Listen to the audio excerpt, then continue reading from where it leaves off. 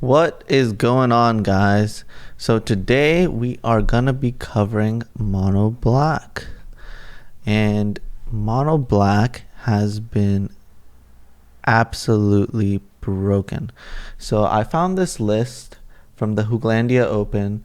Renee Van Horn won the event, and yeah, I mean, the deck makes a lot of sense.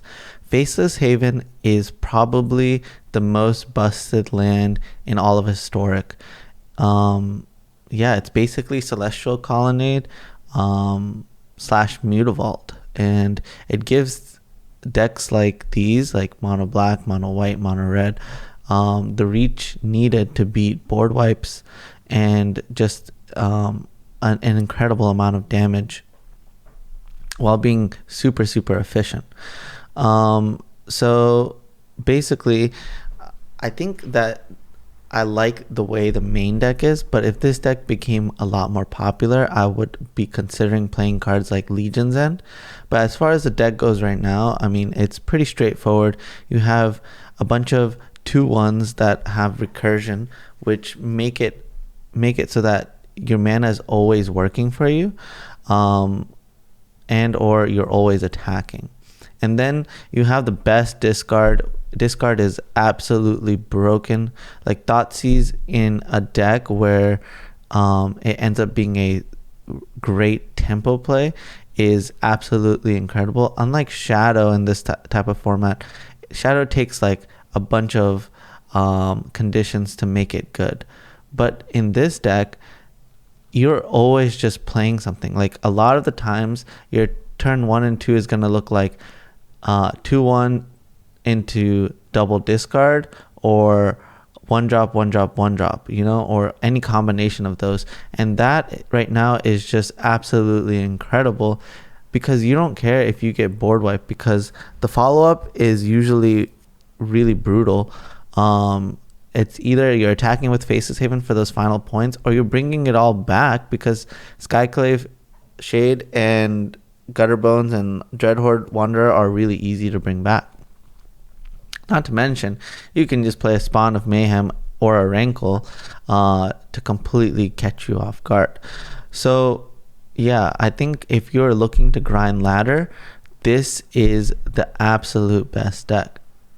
So the next portion is going to be the gameplay portion, where I cover a match, and then afterwards we'll go through the sideboard, and yeah.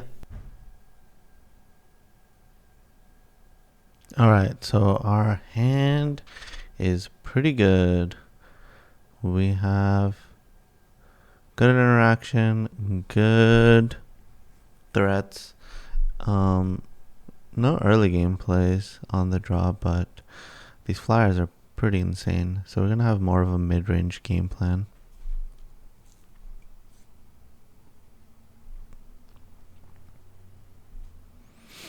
So it looks like we're playing against Black-Red Arcanist. There's a Thoughtseize. Our hand is pretty resilient. Young Pyromancer is going to be a difficult card to beat. And yeah, I mean, we're going to have to trade with a token, kill the Young Pyromancer, and then just kind of be in an even position. Thoughtseize is a fantastic draw.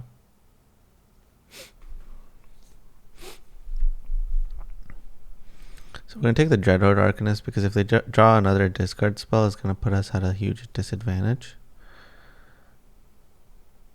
And yeah, one slight thing that I did was I played my land after I attacked, even though I didn't have a plan to bring it back, just in case they decide not to block. Because I do value the 3 damage more than eating the token.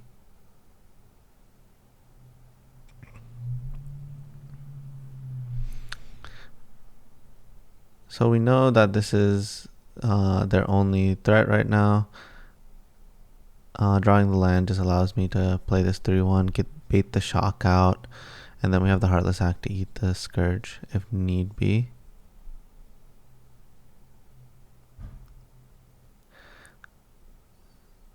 kind of odd that they didn't put the Duress in their hand. So it seems like this is a much better turn to just play the land and use all of our mana for Skyclave Shade. There's like no real reason to walk out in front of a Blood Chief's Thirst. Get in for 5. I'm surprised they did not kill our 5/3. And another Skyclave Shade was honestly a broken draw. So our spot looks actually very, very good. And this game is looking pretty over. Shadow, I did not expect that. So now we just play that and attack with the squad, and this is lethal. So taking that extra 2 points definitely cost them. Yeah, let's go to game 2. So my plan here is going to be to bring in the pushes for sure. And another card that this shell has, like red-black Arcanist shells have struggled with, is Regisaur and Go Blanks. Being able to deal with the graveyard is huge. Croaks is a real problem. So I feel like I'm going to bring in pushes, Go Blanks, and Regisaurs. Yep, that's exactly what we brought in. Makes total sense.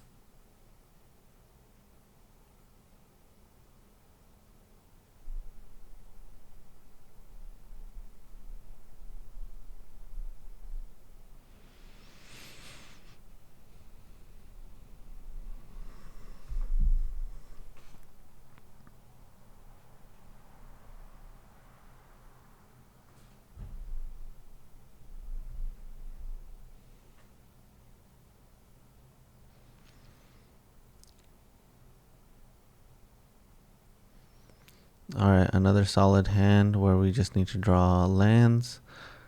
We're on the draw, so it's snap keep. Starting off with an Inquisition. Our hand is pretty resilient.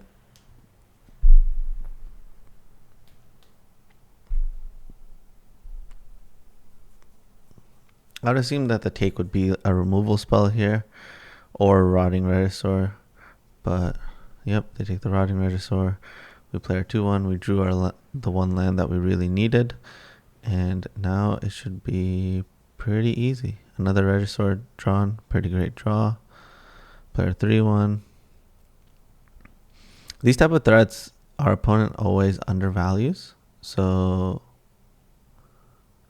always intrigued at how much we can get away with. Double Shadow, that is quite scary.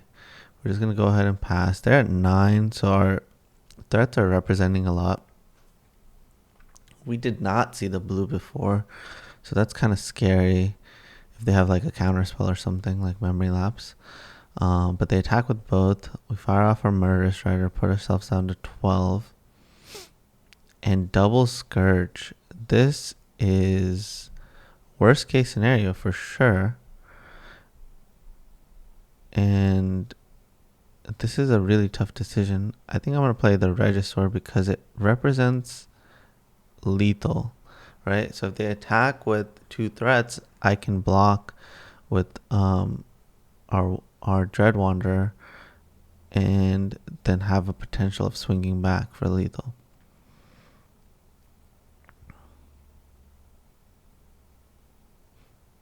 They choose to attack for 1. We go ahead and discard our land.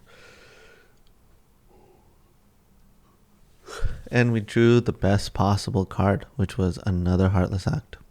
It could have also been a push, but that allows us to swing in with the Rotting Regisaur and trade with the Shadow. The reason why you don't swing with both of the other creatures is when all the damage connects, it's going to grow the Shadow, and it's going to allow the Shadow to actually trade up on the Rotting Regisaur. So that was my reasoning for not doing that. So our spot is still bad because this Duress, they top decked a land and are allowed to slam a Duress, and now we're swinging for 5. they for some reason block with the Lurrus. If they didn't block with the Lurrus, our position was way worse. Right? I don't know why they were scared of going down to 2, or going down to 3. Like that's a safe life total against a mono black deck. But yeah, I mean, this game still has the capability of being close. Dreadhorde Arcanist is definitely very scary and definitely brick walls us. But we're going wider and wider, and they don't actually have any relevant spells in the yard. So it's looking like we're in a winning position. And we top deck the push, and that's exactly lethal. Let's go. And that's how we hit number 1. It was sick. So if you have any doubts about this mono black deck, don't, because I've played like 81 matches, 82 matches, and my win percentage has been around 73%. So yeah, don't doubt mono black.